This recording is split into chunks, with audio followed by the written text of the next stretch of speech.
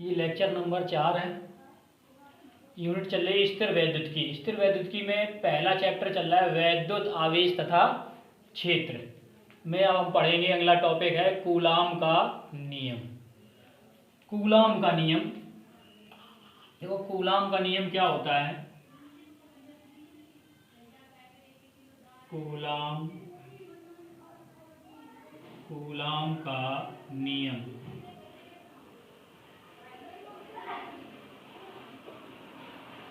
Coulomb का नियम एक वैज्ञानिक थे, चार्ल्स डे अगस्टिन कूलाम। इन्होंने ये सन 1785 ईस्वी में, कब, सन 1785 ईस्वी में, सन 1785 ईस्वी में, नाम था इनका चार्ल्स अगस्टिन डे कूलाम, ये नाम था। इन्होंने बताया दो आवेश लिए, दो आवेश, ये दोनों आवेश स्थिर, कैसे आवेश थे, दो आवेश लिए स्थिर हैं। ये आवेश एक नाम दे देते हैं Q1 और दूसरे आवेश का नाम दे देते हैं Q2। यहाँ पर हमने प्लस प्लस आवेश लिए, धन आवेश। आप चाहो तो एक धन और एक ऋण ले सकते हैं।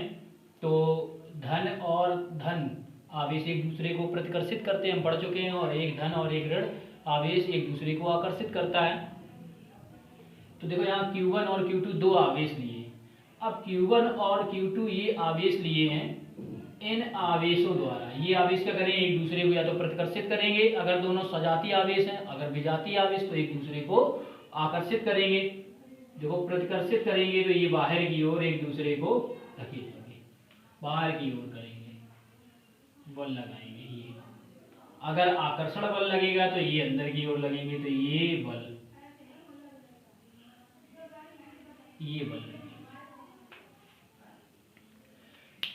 इनके बीच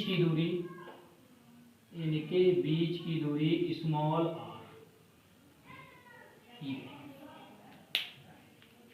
वैज्ञानिक कूलाम न्यूटन के गुरुत्वाकर्षण नियम से बहुत प्रभावित थे। न्यूटन के गुरुत्वाकर्षण नियम से प्रभावित होने के कारण उसी आधार पर वहाँ पर दो पिंड लिए जाते हैं। यहाँ पर उन्होंने दो आवेश लिए और उनके बीच की दूरी स्मॉल r मानी। उसमें न्यूटन के गुरुत्वाकर्षण नियम में भी बीच की दूरी स्मॉल r मानी गई थी। तो न्यूटन के जो गुरुत्वाकर्षण नियम है वो बीच की दूरी r मानने से व्युत्क्रम वर्ग के नियम का पालन करता था। ऐसे ये भी क्या है, ये नियम भी न्यूटन के नियम की तरह ही व्युत्क्रम वर्ग के नियम का पालन करेगा। देखो इन्होंने कैसे बताया।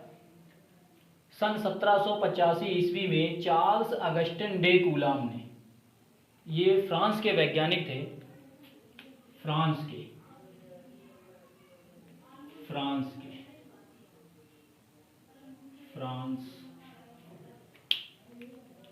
सन 1785 ईस्वी में फ्रांस के वैज्ञानिक चार्ल्स अगस्टिन डे कूलाम ने दो स्थिर आवेशों, ये आवेश कैसे हैं, स्थिर, दो स्थिर आवेशों के बीच लगने वाले वैद्युत बल का अध्ययन कर एक नियम प्रतिपादित किया जिसे कूलाम का नियम कहते हैं। कूलाम का नियम कहते हैं। क्या है इस नियम में, उन्होंने बताया इस नियम के अनुसार किन्हीं दो स्थिर आवेशों के बीच लगने वाला आकर्षण एवं प्रतिकर्षण बल इन आवेशों के परिमाणों के गुणनफल के समानुपाती होता है, ये बताया। यानी ये बल जो लग रहा है ये इन आवेशों Q1 Q2 के गुणनफल के परिमाणों के गुणनफल के समानुपाती होता है। और बताया तथा इनके बीच, इन आवेशों के बीच की दूरी के वर्ग के व्युत्क्रमानुपाती होता है। तो बीच की दूरी है इनके स्मॉल r मानी है तो स्मॉल r, ये बताया। अब इन दोनों नियमों को, इसे मान लेते हैं पहला समीकरण, इसको दूसरा, दोनों नियमों को संयुक्त रूप में लिखने पर, दोनों नियमों को संयुक्त रूप में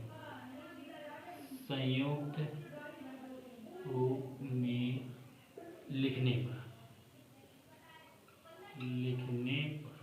संयुक्त रूप में लिखेंगे तो F समानुपाती Q1 Q2 बटे में R स्क्वायर, ये होता है संयुक्त रूप में लिखने। जब ये अनुक्रमानुपाती या समानुपाती का निशान है, इसको हम हटाते हैं तो एक कांस्टेंट लाते हैं, एक कांस्टेंट आता है स्मॉल के Q1 Q2 बटे में R स्क्वायर। ये एक फॉर्मूला बनता है किसका, कूलाम बल भी कह सकते हैं इसको हम, इसको वैद्युत बल भी कहते हैं। क्या है, ये किसका फॉर्मूला बन जाता है, ये बनता है कूलाम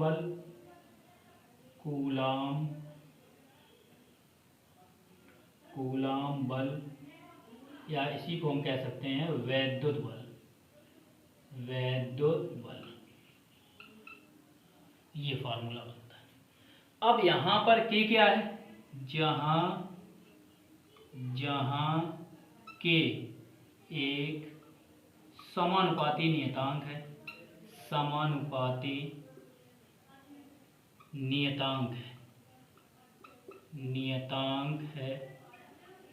जिसे समानुपाती नियतांक है, इसका मान होता है k बराबर 9 गुणे 10 की पावर 9 मात्रक हो जाता है। यहीं से अगर मात्रक निकाला जाए तो r का इधर गुणा कराएंगे और Q1 और Q2 भाग लगाएंगे तो बल का मात्रक क्या होता है, बल का न्यूटन होता है मात्रक, बल का मात्रक न्यूटन। तो न्यूटन और r क्या है, दूरी है, इधर लाएंगे तो दूरी का मात्रक मीटर, तो वर्ग लगा तो मीटर स्क्वायर, और बटे में Q1 Q2 जाएंगे तो आवेश का मात्रक कूलाम होता है, तो कूलाम इंटू कूलाम बन जाएगा कूलाम स्क्वायर। तो यहाँ से मात्रक बनता है इसका न्यूटन इंटू मीटर स्क्वायर प्रति कूलाम, ये इसका मान होता है। अगर ये हम यहाँ पर रखें तो देखो एक फॉर्मूला हमें प्राप्त होगा, F बराबर 9 गुणे 10 की पावर 9 Q1 Q2 बटे में R स्क्वायर, मात्रक वही रहेगा न्यूटन, ये एक फॉर्मूला प्राप्त होगा।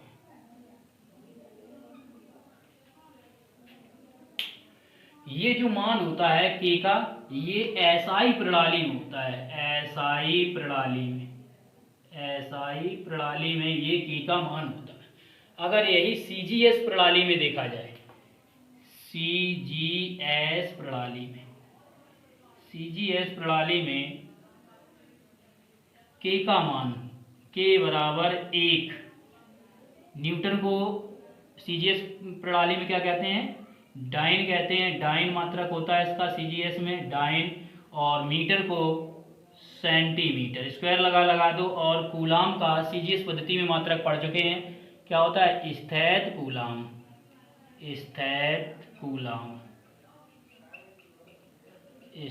कूलाम, वर्ग लगा है तो वर्ग लगा दो, ये होता है सीजीएस प्रणाली। अगर ये सीजीएस प्रणाली में बल लिखा जाए तो F बराबर लिखेंगे इसको, इसकी जगह 9 गुणे 10 की पावर 9 की जगह क्या लिखेंगे, एक लिखोगे तो ये मिलेगा हमें Q1 Q2 बटे में R स्क्वायर मात्रक डाइन, एक ये फॉर्मूला हमें सीजीएस प्रणाली में प्राप्त होता है। अब इसके बाद यदि इन आवेशों को अभी हमने वायु में रखा था, किसमें, वायु या निर्वात में रखा था, वायु और निर्वात के लिए के का मान 1 होता है। के क्या होता है अभी देखो यहाँ पर बताते हैं, तो लिखते हैं यदि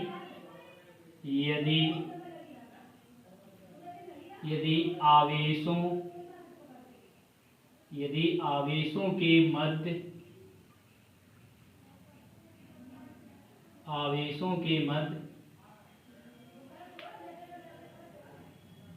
माध्यम का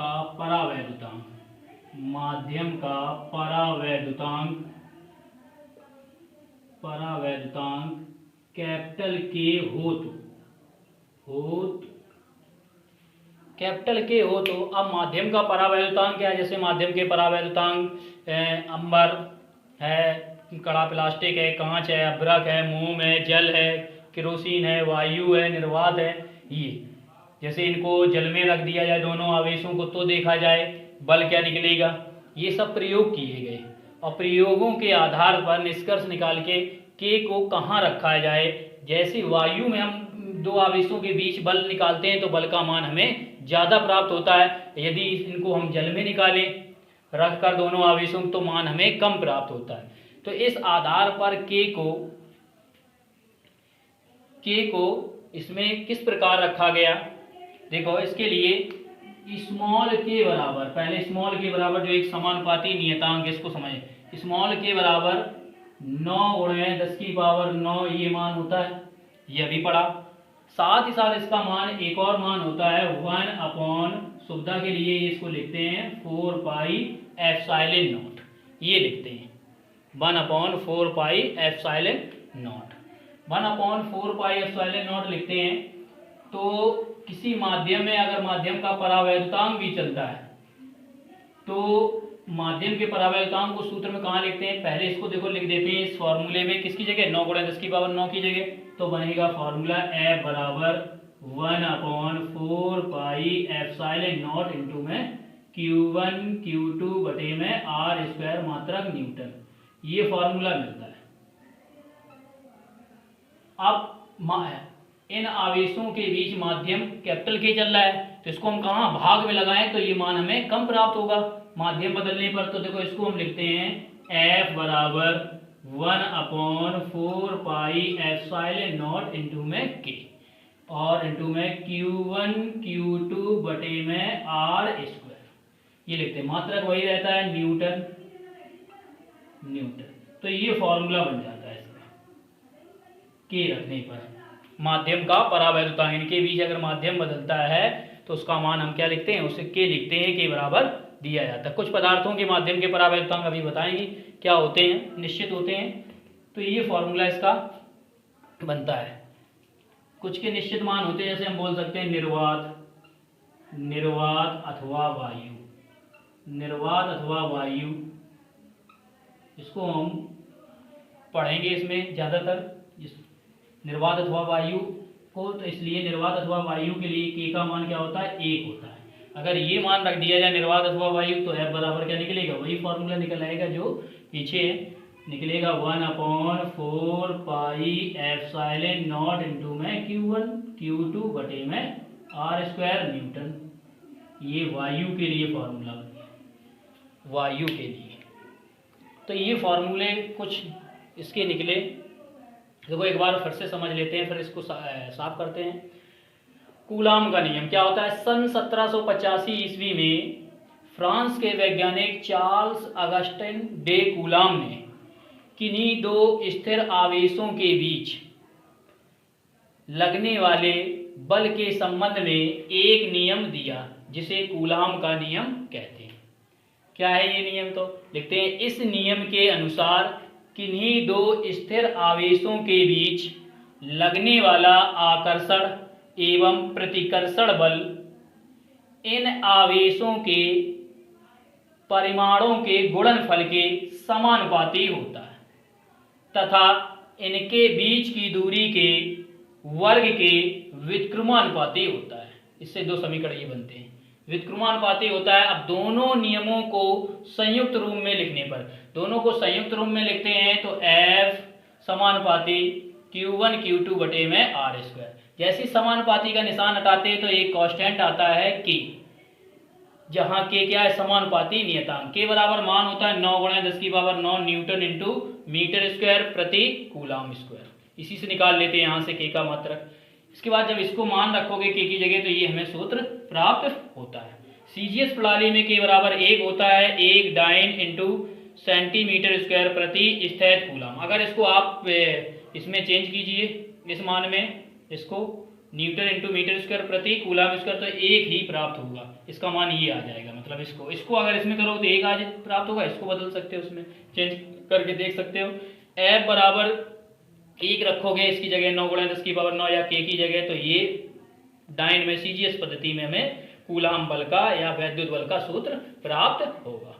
अब यदि आवेशों के मध्य माध्यम का परावैद्युतांक k हो, माध्यम का परावैद्युतांक k है, तो माध्यम के परावैद्युतांक k को माध्यम का परावैद्युतांक बदलने पर बल का मान बदल जाता है जैसा माध्यम होगा। ठीक, तो माध्यम का k को कहाँ किया है, k को k बराबर एक फॉर और होता है शुद्धानुसार एक 9 गुणा 10 की बार 9 मान होता है, एक 1/4 पाई एप्सिलॉन नॉट भी होता है। तो इसको रखेंगे 1/4 पाई एप्सिलॉन नॉट, तो ये सूत्र मिलेगा। अब k को रखेंगे तो k को कहाँ रखा जाए, k का मान अगर माध्यम बदलता है तो बल का मान कम होता है जैसे जैसे। तो देखो यहाँ k को यहाँ रखेंगे तो F का मान हमें कुछ और प्राप्त होगा, तो k यहाँ रख देते हैं, इसके बटे में k आता है। अब निर्वात अथवा वायु के लिए एक होता है, शुरुआत में हमने ये जो निकाल के दिखाई ये निर्वात अथवा वायु में ही आवेश माने थे, तो ये फॉर्मूला निकल के आता है वैद्युत बल या कूलाम बल का। अब इसके बाद में इनकी अगर ये जो आवेश दिए गए हैं, आवेश के जो बल लगाते हैं, बल की दिशा क्या होती है, बल की दिशा इस तरीके से नहीं होती कि ऊपर हो बल की दिशा है, इधर ऊपर हो या नीचे हो या इधर बल की दिशा हो, ऐसी नहीं होती है। बल की दिशा क्या होती है, दोनों आवेशों को मिलाने वाली रेखा, ये देखो दोनों आवेशों को मिलाने वाली रेखा है, मिलाने वाली रेखा के अनुदिश है। देखो इसी की दिशा में ये हमने बल दिखाए हैं, इसी की दिशा में होंगे, ये इसी की दिशा में देखो बल को दिखाया है, या इस दिशा में बल लग रहा होगा, Q1 Q2 पे लगा रहा होगा इस दिशा में, या Q2 Q1 पर इधर इस दिशा में बल लगा रहा होगा, या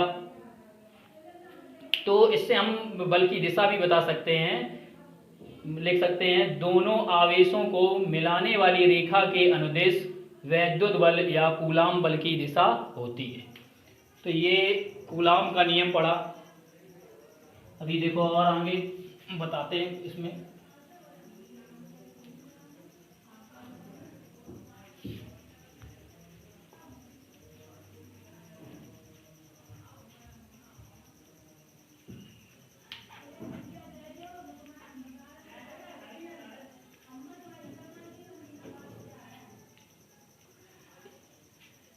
यहाँ पर अभी ये फॉर्मूला पढ़ा था, F बराबर 1/4 पाई एप्सिलॉन नॉट इंटू में Q1 Q2 बटे में r² न्यूटन। अभी निकला ये। यहाँ पर ये एप्सिलॉन क्या है, जहाँ एप्सिलॉन नॉट, इसको पढ़ते हैं एप्सिलॉन नॉट, एप्सिलॉन नॉट पढ़ते हैं, और हिंदी में कहते हैं इसको निर्वात अथवा वायु की वैद्युतशीलता,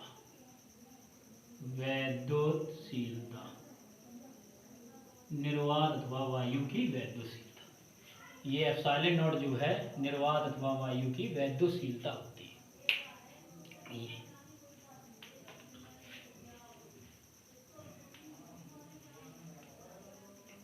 अब देखो इसको मान लेते हैं हम समीकरण 1। अन्य माध्यम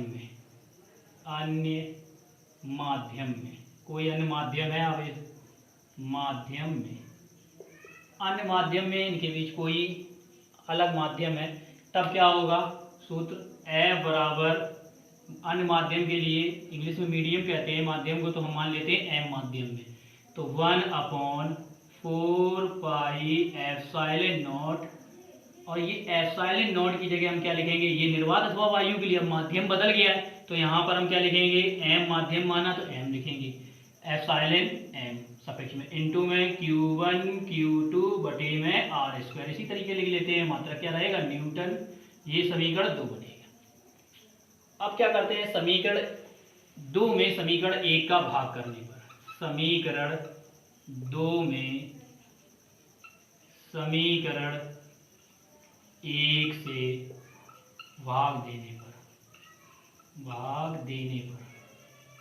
भाग देते हैं, जैसे क्या निकलेगा देखो, FM समीकरण 2 ये बटे F बराबर, क्योंकि यहाँ पर 1/4 पाई एप्सिलॉन नॉट इंटू में Q1 Q2 बटे में r² है, इधर पे बटे में 1/4 पाई एप्सिलॉन M इंटू में Q1 Q2 बटे में आर स्क्वायर। ये देखो Q1 Q2 बटे में आर स्क्वायर से ये कैंसिल, यहाँ से 4 पाई से ये 4 पाई कैंसिल, ये बचेगा, ये क्या हो जाएगा एफ एम बटे में एफ बराबर, ये एप्सिलॉन एम ऊपर जाएगा तो ये एप्सिलॉन एम बटे में एप्सिलॉन नॉट। इसको हम मान लेते हैं समीकरण 3। अब एक परिभाषा अभी हमने बीच में बता रहे थे, माध्यम का परावैद्युतांक। क्या होता है माध्यम का परावैद्युतांक? परावैद्युतांक, परावैद्युतांक, इसको माध्यम के परावैद्युतांक को, इसको सापेक्ष वैद्युतशीलता भी कहते हैं। सापेक्ष वैद्युतशीलता, वैद्युतशीलता, इसे परावैद्युतांक या सापेक्ष वैद्युतशीलता भी कहते हैं। सापेक्ष या आपेक्षिक लिख लो, आपेक्षिक,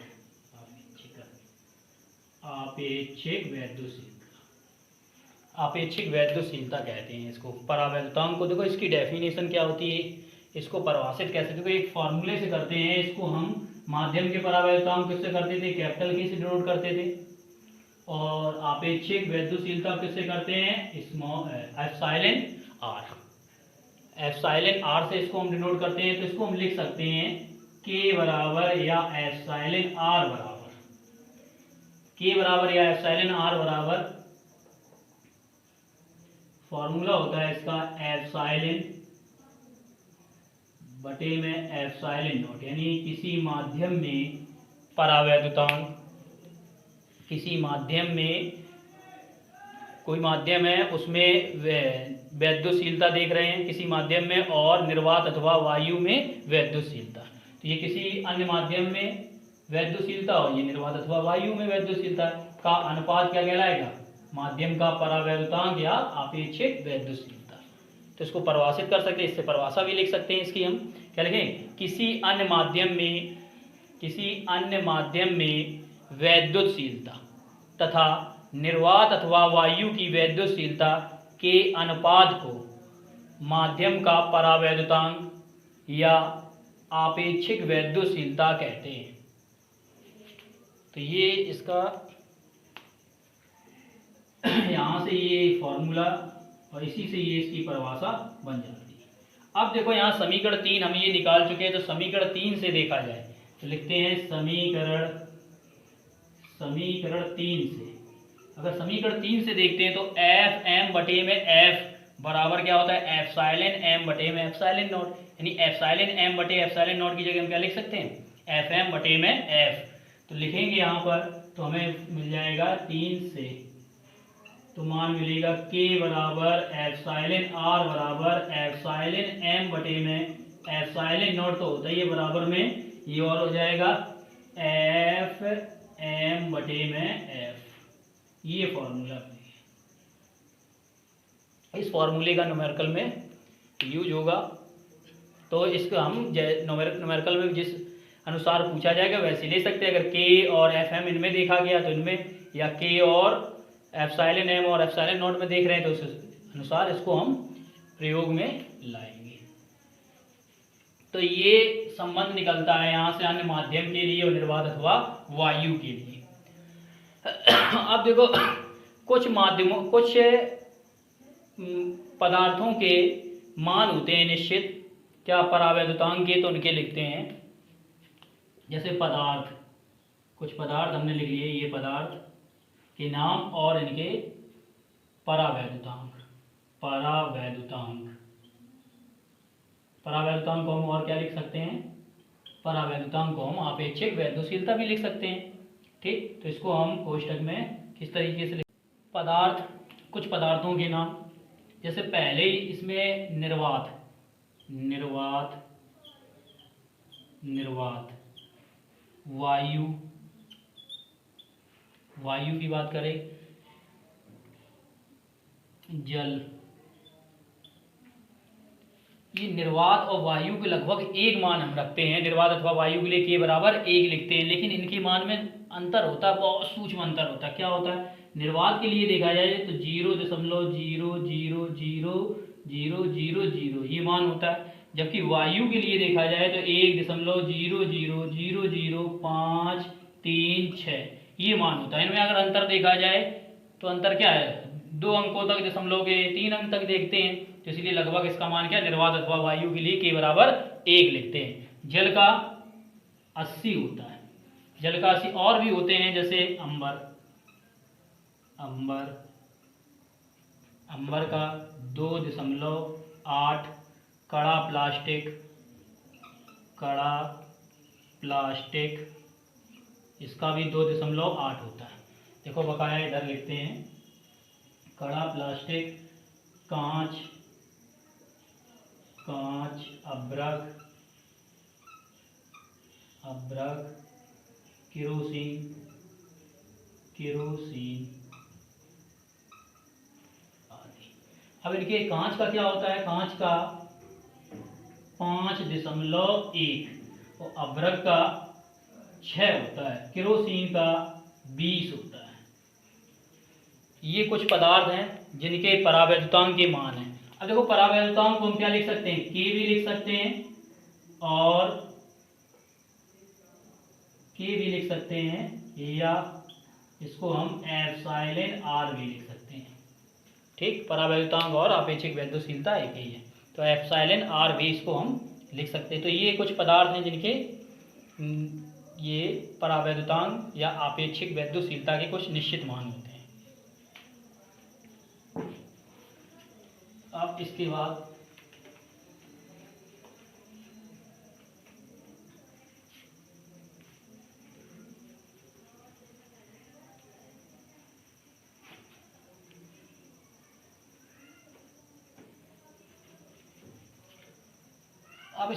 सूत्र में एप्सिलॉन नॉट का यूज हुआ था, एप्सिलॉन नॉट। तो एप्सिलॉन नॉट का मात्रक क्या होता है, बहुत पूछा जाता है ये एग्जाम में। एप्सिलॉन नॉट का मात्रक, विमीय सूत्र, आंकिक मान। तो देखो इसका मात्रक क्या होता है, मात्रक हम कैसे, 2 तरीके से निकाल सकते हैं। या तो आप के बराबर 9 × 10⁻9 बराबर मात्रक न्यूटन इंटू मीटर स्क्वायर प्रति कूलाम स्क्वायर होता है, वहां से भी निकाल सकते हो, या इस सूत्र से निकाल लो, वैद्युत बल के सूत्र से या कूलाम बल के सूत्र से। क्या था, F बराबर 1/4 पाई एप्सिलॉन नॉट इंटू में Q1 Q2 बटे में R स्क्वायर न्यूटन। ये था निर्वात अथवा वायु के लिए। तो यहां से देखो मैं एप्सिलॉन नॉट का मात्रक निकाल, तो एप्सिलॉन नॉट को पक्षांतर करके इस तरफ ले आते हैं, बराबर 1/4 पाई और कैपिटल F इंटू में ये Q1 Q2 बटे में R स्क्वायर। अब इसका मात्रक क्या बनेगा, लिखते हैं इसका मात्रक यहां से। देखो 4 पाई ये कांस्टेंट होता है, इसका निश्चित मान होता है, इसका मात्रक नहीं होता है। F का मात्रक होगा, इधर Q1 Q2 आवेश इसके मात्रक होंगे, और R क्या है, 2 आवेशों के बीच की दूरी है, तो इसका मात्रक होगा। तो आवेश का मात्रक क्या होता है, कूलाम होता है, कूलाम, कूलाम। अब ये 2 बार कूलाम है तो ये हो जाएगा कूलाम स्क्वायर। अब बटे में आते हैं, तो बटे में देखते हैं, यहाँ पर 4 पाई मात्रक होगा नहीं, तो F का मात्रक क्या है, बल है, बल का मात्रक होता है न्यूटन, न्यूटन। और ये दूरी है, दूरी का मात्रक होता है मीटर, मीटर स्क्वायर लगाए तो स्क्वायर लगा देते हैं। तो ऐसे एप्सिलॉन नॉट का मात्रक निकल के आ जाता है। इसको हम शॉर्ट में लिख सकते हैं, कूलाम स्क्वायर प्रति न्यूटन इंटू मीटर स्क्वायर। बहुत पूछा जाता है इसका मात्रक। इसके बाद एप्सिलॉन नॉट का विमीय सूत्र या विमा, विमीय सूत्र।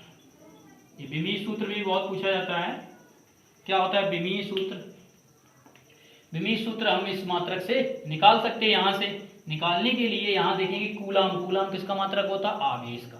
तो आवेश की विमा कैसे निकालेंगे, आवेश Q बराबर, आवेश को हम Q से डिनोट करते हैं, Q बराबर फॉर्मूला एक 10th क्लास में पढ़ा है, Q बराबर IT ये होता है। यहाँ से हम इसकी विमा निकाल सकते हैं। I होती है विद्युत धारा, विद्युत धारा की विमा क्या होती है, फर्स्ट ईयर क्लास में पढ़ चुके हो। विद्युत धारा की विमा होती है यहाँ विद्युत धारा की A, और समय की विमा होती है T। तो ऐसे आवेश की विमा निकल आती है ये विमा, आवेश की विमा, आवेश की विमा ये निकलती है ऐसी। ये अब बटे चल रहा है बल, न्यूटन, न्यूटन किसका मात्रक होता है? बल का। तो बल की विमा क्या होती है? बल F बराबर, न्यूटन के द्वितीय नियम में पढ़ा है, F बराबर ma। तो इससे अगर विमा निकाली जाए तो बल की विमा, बल की विमा, बल की विमा बन जाएगी m, द्रव्यमान, द्रव्यमान की विमा क्या होती है? m ही होती है। ठीक, और त्वरण की विमा होती है Lt-2। ये विमा निकल आती है। और ये क्या है? दूरी है, मीटर मात्रा है, तो इसकी विमा L होती है, सभी को पता है। तो यहां से इसकी विमा लिख सकते हैं, लिखेंगे क्या विमा हो जाएगी? कूलाम की विमा है AT, स्क्वायर लगा तो स्क्वायर लगा दो, बटे में न्यूटन mLt-2, ये बल की विमा। और ये मीटर दूरी है, दूरी की विमा क्या होगी? जिसका मतलब मीटर है उसकी विमा L, और घात 2 लगी है तो 2 लगा दो। अब एक साथ लिखेंगे इसको, तो कैसे लिखे? m ऊपर जाएगा तो m-1। अब L एक घात है, L की घात 2, कुल कितनी हो जाए? 3। 3 जब ऊपर जाएंगी घातें हैं तो किसकी हो जाएगी? माइनस की 3। t की घात -2 है, ये ऊपर जाएंगी तो प्लस की 2 हो जाए, और t की घात पहली से ही 2 बनेगी जब अंदर गुणा कराओ, तो t की घात 4, और यहाँ a की घात 2। तो ये विमा निकलती है एप्सिलॉन नॉट का विमीय सूत्र, एप्सिलॉन नॉट का विमीय सूत्र। अब बात करते हैं एप्सिलॉन नॉट का आंकिक मान।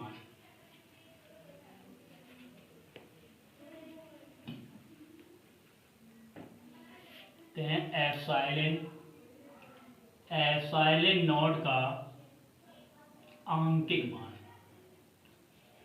आंकिक मान, इसका मान क्या होता है? देखो, इसका मान हम निकाल सकते हैं k बराबर पढ़ा है 9 गुणे 10 की पावर 9, ये होता है मात्रा क्या? न्यूटन इंटू मीटर स्क्वायर प्रति कूलाम स्क्वायर। इसका जस्ट उल्टा पलट दो तो ये एप्सिलॉन नॉट का मात्रक होता है, और इसी का k का मान 1/4 पाई एप्सिलॉन नॉट भी होता है। तो हम इन दोनों मानों को, ये 1/4 पाई एप्सिलॉन नॉट और इसको 9 गुणे 10 की पावर 9 को लेके एप्सिलॉन नॉट का मान निकालेंगे। तो वो कैसे? तो 1/4 पाई एप्सिलॉन नॉट बराबर 9 गुणे 10 की पावर 9। अब देखो इसको हल करते हैं तो एप्सिलॉन नॉट को इधर ले जाते हैं, इसको इसके बटे में जाते हैं, तो ये हो जाएगा 1/4 पाई गुणे 9 गुणे 10 की पावर 9, पक्षांतर करके इस तरफ ले आए, और ये एप्सिलॉन नॉट को इधर ले जाएंगे तो ये एप्सिलॉन नॉट। अब एप्सिलॉन नॉट का यहाँ से हम आंकिक मान निकाल सकते हैं। देखो कैसे निकालेंगे? एप्सिलॉन नॉट बराबर 1/4, पाई का मान क्या होता है? पाई का मान, पाई बराबर 3.14 दशमलव में होता है, या 22/7, ये होता है अंकिक मान। और रेडियन में 180 होता है। रेडियन में अगर देखा जाए, रेडियन में कोण में पाई बराबर 180 अंश होता है, ये अंकिक मान होता है। तो यहाँ रखते हैं 3.14 गुणे 9 गुणे 10 की पावर 9। अब गुणा कर लेते हैं तो एप्सिलॉन नॉट बराबर, ये 10 की पावर 9 ऊपर जाएंगे तो 1 गुणे 10 की पावर माइनस की 9 हो जाएंगी, बटे में इधर 9 चौको 36, 36 गुणे 3.14। जब 36 में 3.14 का गुणा कराओगे तो ये हो जाए 1 गुणे 10 की पावर माइनस के 9 बटे में 36 का गुणा करा लो। 36 का गुणा कराओगे तो इसका मान निकल के आएगा, करा लेते हैं गुणा, तो इसका गुणा कराने पर 113.04, मुझे पता है आप लोग गुणा करके निकाल सकते हैं। तो 113.04, तो 113.04, इसका जब एक में भाग लगाओगे तो भाग कैसे लगाते हैं? इस एक में लगा, तो ये दशमलव हटाओ, दशमलव 1 2 अंक है तो 2 यहाँ, ठीक। अब इसका भाग लगा दो, जब इसका भाग लगाओगे 100 में, किसमें? 100 में भाग लगाएंगे किसका? 113.04, 11,304 का, तो जाएगा क्या? नहीं जाएगा। दशमलव लगा, जीरो लगा के दशमलव लगाओगे तो एक जीरो बढ़े हो, अभी भी नहीं जाएगा तो भाग टूटी बिंदी। फिर एक लगाओगे 10,000 हुए, 11,000, अभी भी भाग नहीं जाएगा तो फिर भाग टूटी बिंदी। अब ये हो गए 1 लाख। 1 लाख में जरा 11 का भाग लगा के दिखाओ, लगभग 11 का 100 में लगा लूँगा, 3 अंक इधर से छोड़ दो, 3 इधर से, 100 में 11 का लगाओ, तो 100 में लगभग 9 बार जाएगा, 11 नहीं 99, लेकिन 304 है, इससे ज़्यादा बढ़ जाएगा मान, तो इसलिए क्या करेंगे 11 का 9 बार ना देके 8 बार देंगे, तो 8 बार दोगे तो ये जाएगा 8, गुणा कराओ 8 चौको 32, 32 की 2, 3 हासिल, 8 का 0 कराओगे 0 होगा, 3 हासिल जोड़ोगे तो ये 32, फिर 8 3 24 की 4, 2 हासिल, 8 एकम 8, 8 2 10 की 0, 1 हासिल, 8 एकम 8 और 1 9, ये बचा।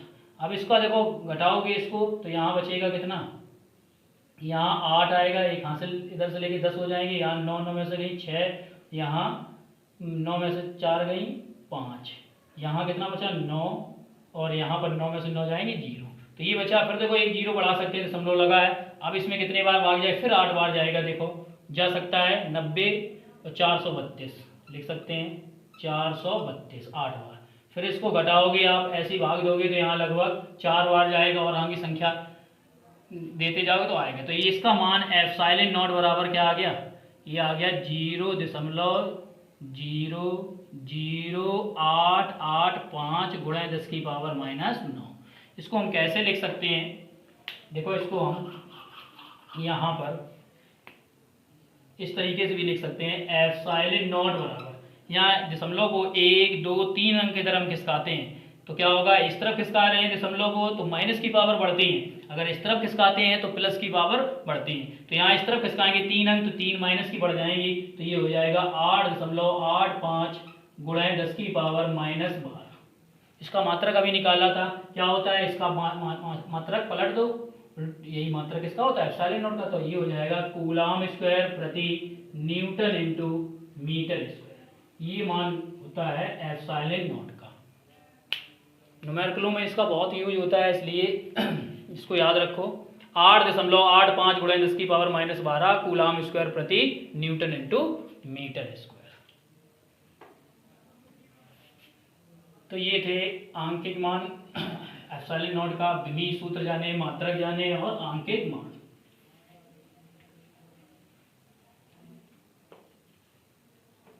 अब इसके बाद में बात करते हैं एक कूलाम आवेश कितना होता है, एक कूलाम आवेश, एक कूलाम आवेश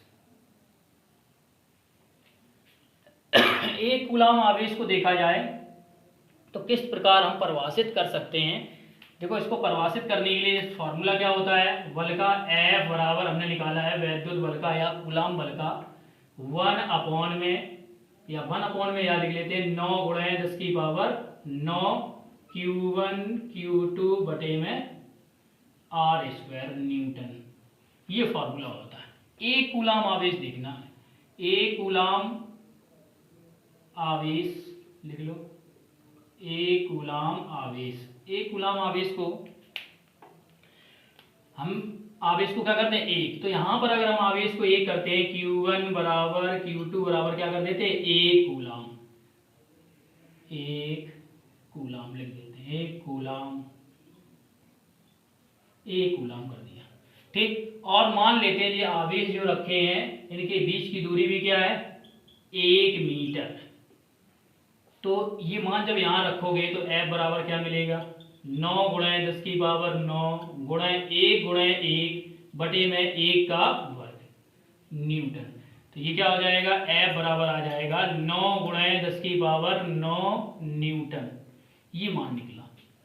यानी एक कूलाम आवेश क्या होता है इससे यहाँ से परिभाषित कर सकते हो, लेकिन देखेंगे एक कूलाम वह आवेश है, एक कूलाम आवेश, एक कूलाम वह आवेश है, एक कूलाम वह आवेश है जो दो आवेशों के मध्य, ये दो आवेश हैं, एक कूलाम वह आवेश है जो दो आवेशों के मध्य निर्वात अथवा वायु में, ये दो आवेश जैसे लिए यहाँ पर और ये r बराबर दूरी एक लिए, ये Q1 और ये Q2, तो लिखेंगे एक कूलाम वह आवेश है जो आवेशों के मध्य निर्वात अथवा वायु में 1 मीटर की दूरी पर रखे, 1 मीटर की दूरी पर रखे आवेशों पर 9 गुणा 10 की पावर 9 न्यूटन बल प्रतिकर्षित करता है, क्योंकि दोनों धनात्मक हैं तो क्या करेगा, प्रतिकर्षित करता है, एक कूलाम आवेश कहलाता है। फिर से एक बार देखो समझ लेते हैं। एक कूलाम वह आवेश है जो दो आवेशों के मध्य निर्वात अथवा वायु में 1 मीटर की दूरी पर रखे आवेशों पर 9 × 10⁹ न्यूटन बल प्रतिकर्षित करता है। ये परिभाषा हो गई, एक कूलाम आवेश कहलाता है। एक कूलाम पहले ही बोल दिया, एक आवेश वह आवेश है, तो ये एक कूलाम आवेश की डेफिनेशन है। तो ये था कूलाम के नियम के बारे में जाने। अब अगले वीडियो में कूलाम के नियम का सदिश रूप, कूलाम के नियम का महत्व का अध्ययन करेंगे।